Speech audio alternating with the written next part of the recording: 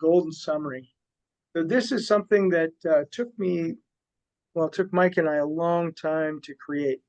It's really what's our objective in finding a property. This is sort of the way that you come to a strategy. You need a strategy, which is what am I going to buy? That is, what type of property? How much is it going to cost? Where is it going to be?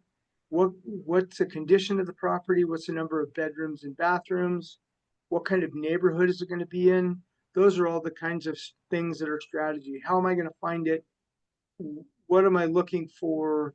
Where am I going to get the funds, etc. That's all strategy, and that allows you to move from one property to building.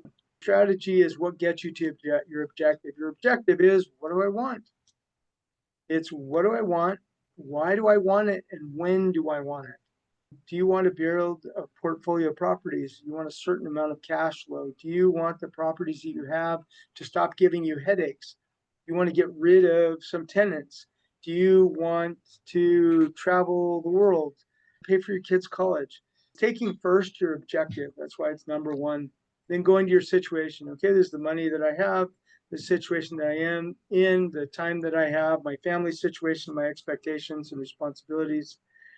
And what is it that, what are the assets that I have that I can work with? Number three is the environment.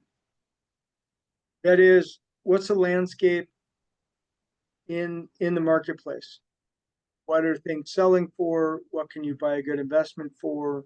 What makes sense? What doesn't make sense? What's overpriced? What's the insurance amounts? What are the taxes? Can I get lending on a certain type? Do I have the skills? And if I have the skills, then where do I get the support for that? What is that environment that surrounds you? And all of that goes to create the strategy, which I talked about. Now, just speaking of the objective, the what and the why and the when, we came up with the golden summary, which is if these are part of your what, that is what you end up with, then you're very likely going to have some very successful real estate investments. So these properties, and there's 7 items within the summary, which should be part of your objective. A good property. You want a nice place to live that attracts tenants and keeps them long term. That's a good property. Property in good condition. You're not spending a lot of money on repairs and maintenance over a long period of time. You want a good neighborhood, someplace where the tenants want to live, that they're not transitioning out all the time. There's something that supports their lifestyle. You want a good market, one that's going to hold its value and increase in value over time. And when I say a few environmental and legal concerns, what I mean by environmental concerns are, does it have hail? Does it have tornadoes? Does it have avalanches? Does it have mudslides? Does it have cold? Does it have snow? Does it have hurricanes, fires? So what are all those things that may affect this property? Will that affect the insurance? And then legal concerns. How much does it cost to evict a tenant? How long does it take to evict? Can you get a tenant out in the first place? Do you have property management concerns where they're spending a lot of time and it costs them more money on your property to get anything done with the tenant? Because each market is different and has benefits and drawbacks. Next is it occupied by a good tenant? Is it somebody who pays on time? So this is really important. You can have not a very good property and not very good condition and not a very good neighborhood and not a very good market. You could still have a good rental because you have a good tenant, somebody that's paying on time and consistently. They pay all the time regularly. And sometimes you can find and purchase properties that are already occupied, and you can check with the management company and look at the history of that tenant, and then you just basically take over. I've bought properties that way before. Where the I bought was properties that way there. too, Mike.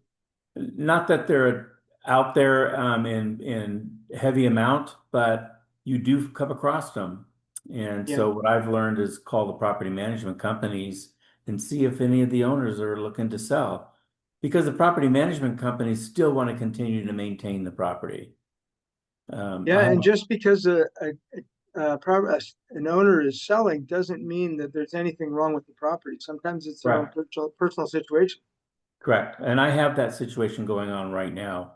I have a 5-unit complex in Tennessee, and I have a partner, and there's some medical issues with the partners. This is one of those properties I would never sell. I would hang on forever, but because of the situation, we need to sell it. And the tenants are just incredible. The cash flow is really good. It's just a great property.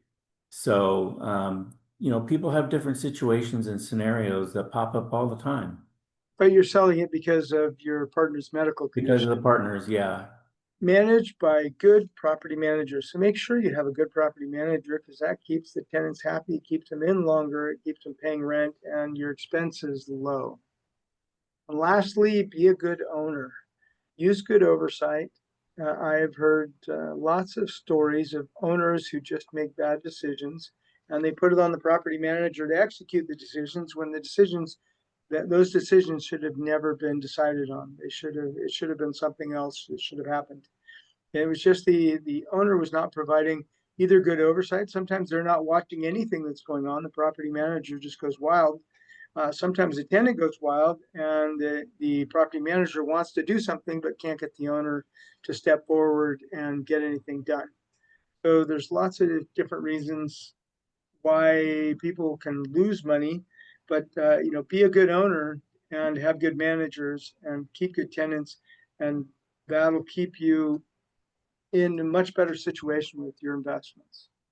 If you do all these good things, you'll have a world-class investment here in the United States. If all of these things are done, good property in good condition, in a good neighborhood, in a good market, you can keep the property 30, 40, 50 years and it'll perform for you well all of those years. It's not that there won't be a year where you'll go negative on it. There certainly will be, just because you have to replace roof at some point and HVAC at some point, etc. But overall, it'll be a very good property most years. And if you So don't want to do the heavy maintenance on it, a roof or whatever, what I've done in the past with some of my properties is you basically sell it 1031 exchange into a younger property and start the process all over because there are investors and buyers out there that will buy properties that need work and need repair.